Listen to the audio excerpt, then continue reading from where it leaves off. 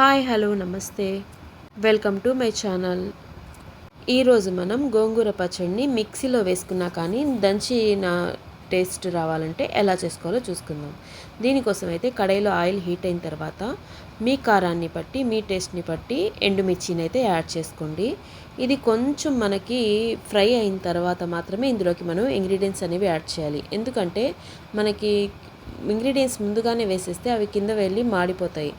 మనకి ఎండుమిర్చి అనేది మనకి బాగా ఫ్రై కాదు. అందుకని అయితే కొంచెం ఫ్రై అయిన తర్వాత మాత్రమే మనం ధనియాలు జీలకర్ర యాడ్ చేసుకోవాలి. ఇలా వేసుకోవడం వల్ల అయితే మనకి ఈవెన్గా అయితే ఇలాగా ఫ్రై అవుతుంది. లేకపోతే ఎండుమిర్చి అనేది మనం సపరేట్గా ఫ్రై చేసుకోవాల్సి ఉంటుంది.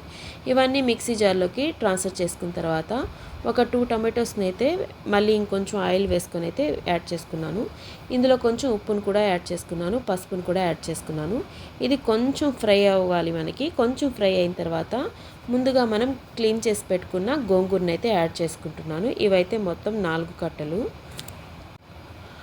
ఈ పచ్చడి అనేది మనకి ఇలాగా లేతగా ఉంటే కొంచెం జిగురుగా ఉంటుంది. ముదురు గోంగూర అయితే మనకి కొంచెం టేస్ట్ ఇంకా చాలా బాగుంటుంది. చాలామందికి ఇలాగా లేత గోంగూర అయితే చాలా ఇష్టంగా తింటారు. ఆ జిగురుగా ఉంటుంది. చూడండి, ఎంతైనా కానీ వాటర్ అనేది ఇందులో బాగా అయితే మనకి ఫ్రై కాదు. ఇప్పుడు ఆ ఎండుమిర్చి, ధనియాలు, జీలకర్రని అయితే పౌడర్ చేసుకోవాలి. ఒక తెల్లగడ్డనైతే మనం ఇలాగ దంచి వేసుకుంటే మనకి స్మెల్ అనేది బాగా వస్తుంది. డైరెక్ట్గా వేసేస్తే మనకి అంత స్మెల్ నిలబడదు. అందుకని అయితే నేను కొంచెం దంచి అయితే యాడ్ చేసుకున్నాను.